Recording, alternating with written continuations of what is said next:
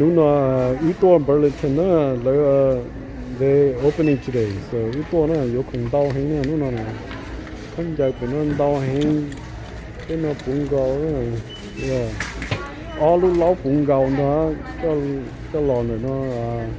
cho lò luôn là thấy nó là thấy thế nào nó là thì yo kong dao hang nè. Cái không cái uống cái nó luôn không chạy mà I think cho không chạy thì mình chỉ tạo bếp lót bùa thế này rồi không chạy sẽ đau kia in lúc nào chỉ bún gạo không chạy gạo thôi rồi không đau thao rồi nữa lúc mua lấy cầu chỉ là thì là lúc chỉ tới tiền này nữa đau tiền này thật thay rồi phải cho các tôi vừa không chạy theo vừa không cho chuyện này tí tàu ở thì nó chỉ thầu COVID-19 thì bé chỉ tàu tôi vừa không chạy vừa không qua không chạy lại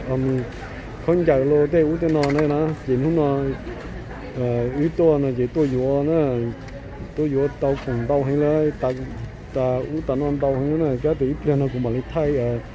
cho vì xí cho nên sai là thì vừa không tàu thầu nữa là chủ mua all transaction nó nè thế là rong nó nè thì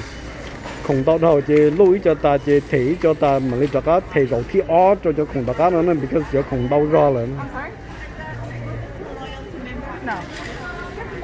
chỉ thấy cho không giờ thế thì người ta cho mà là thấy cái không hỗ trợ nó thấy khâu tới cái nó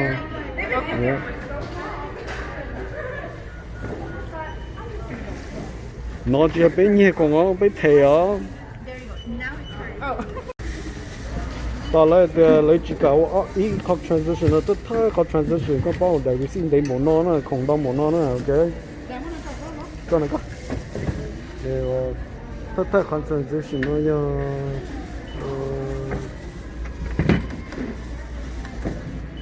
tất thơ có transition nó cho tao đấy của chua chầu gì nữa tất thơ có transition nó đấy một nó là chỉ là một second transaction là nó ok tại sao nó này plug my time there.